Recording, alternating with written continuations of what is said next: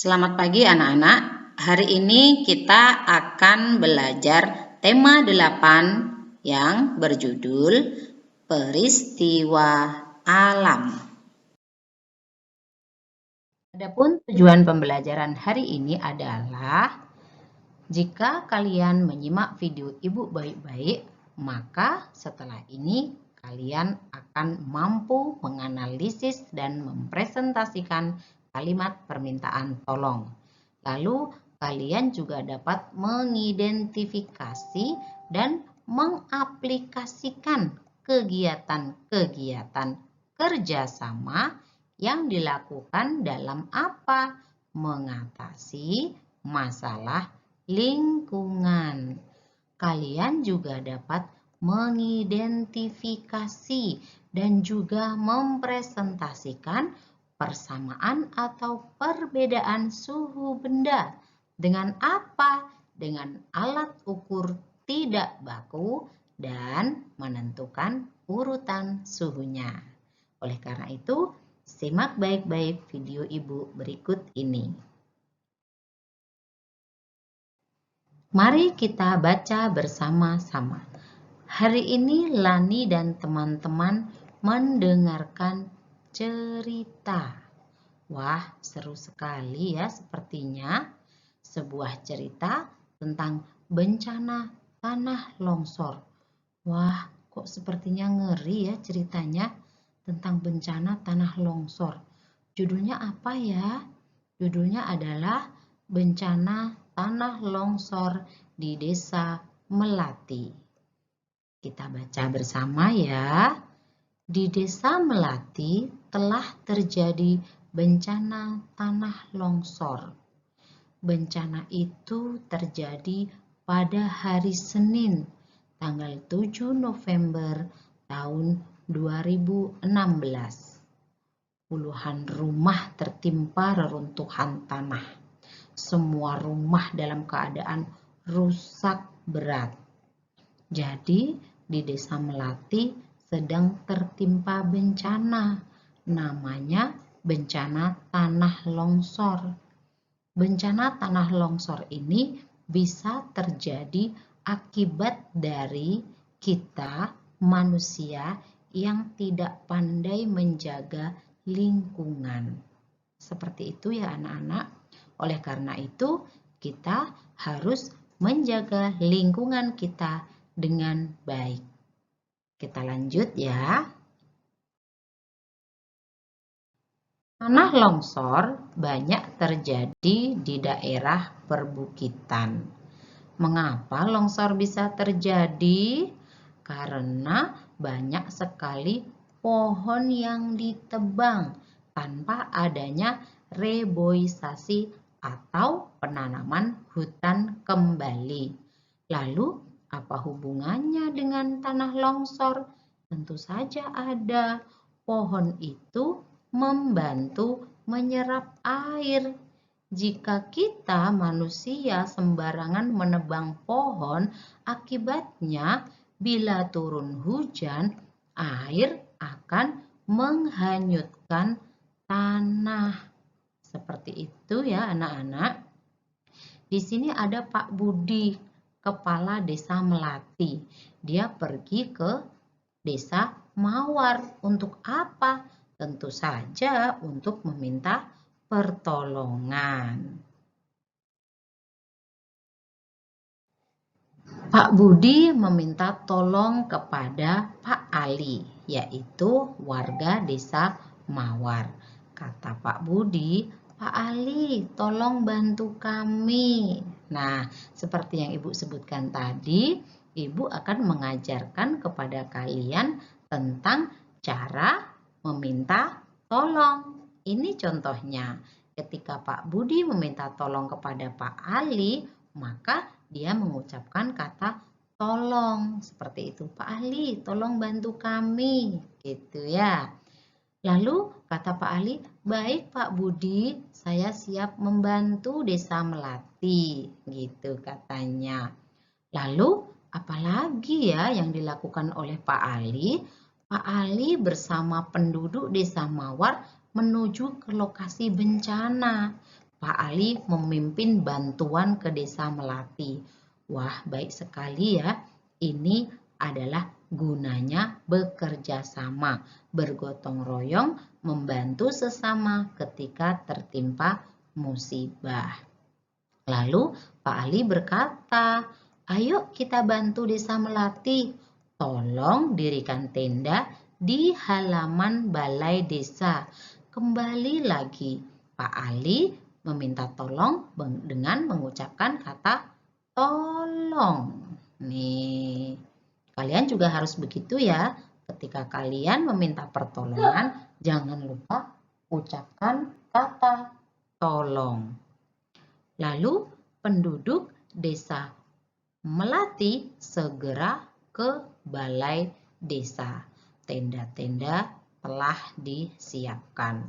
Lalu penduduk desa Mawar yang kedua berkata kepada bapak-bapak yang ada di sana, "Bapak-bapak, tolong bantu menggendong anak balita." Lagi di sini ada permintaan tolong. Dia menggunakan kata tolong.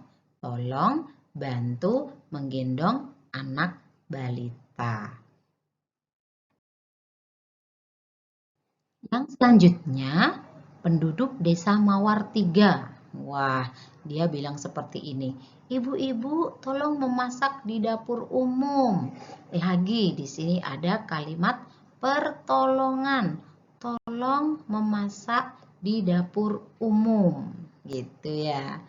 Jadi, ketika kita meminta pertolongan kepada orang lain, maka kita harus mengucapkan kata tolong. Dan ketika ada orang lain yang kesulitan, kita memang wajib membantu. Perhatikan nih gambar berikut. Ngeri sekali ya tanah longsor itu.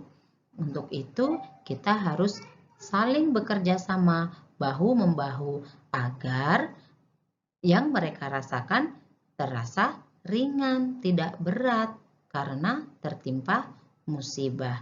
Jadi penduduk kedua desa itu saling tolong menolong.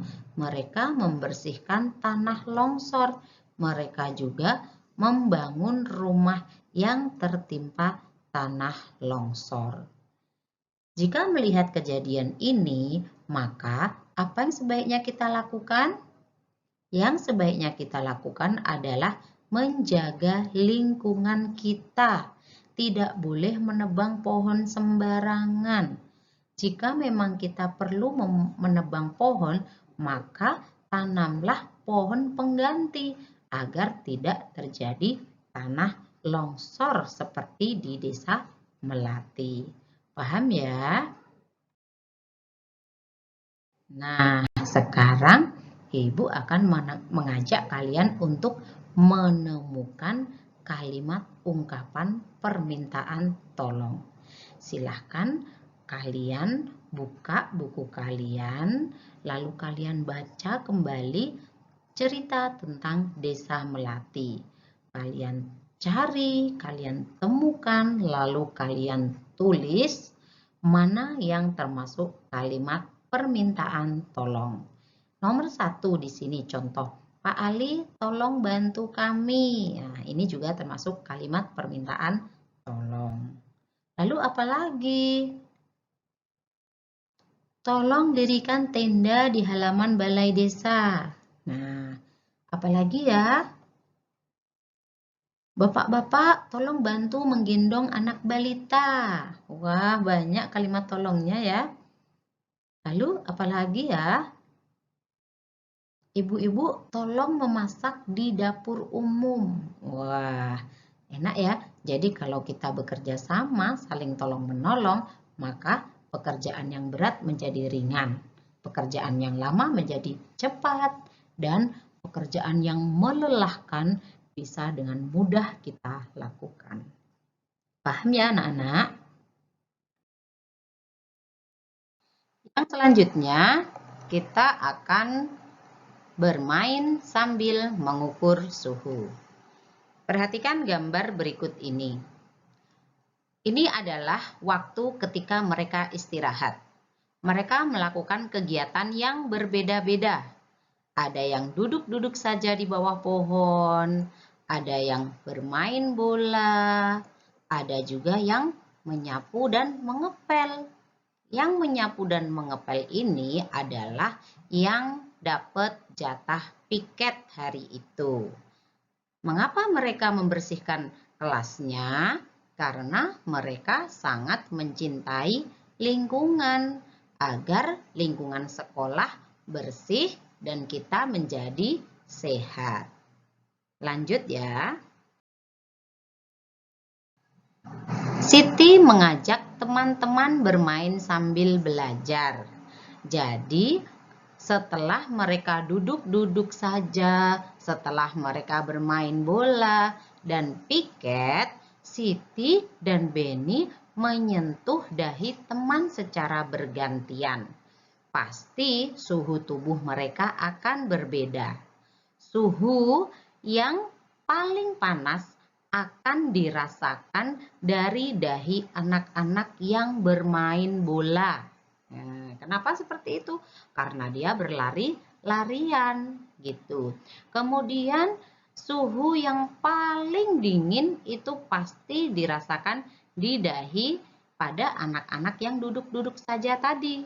Kenapa? Karena dia hanya diam, tidak melakukan aktivitas apapun kecuali aktivitas yang ringan. Jadi, kita bisa mengukur suhu badan teman kita dengan cara memegang dahinya menggunakan telapak tangan kita. Namanya alat ukur tidak baku anggota tubuh kita, yaitu telapak tangan. Paham ya, anak-anak?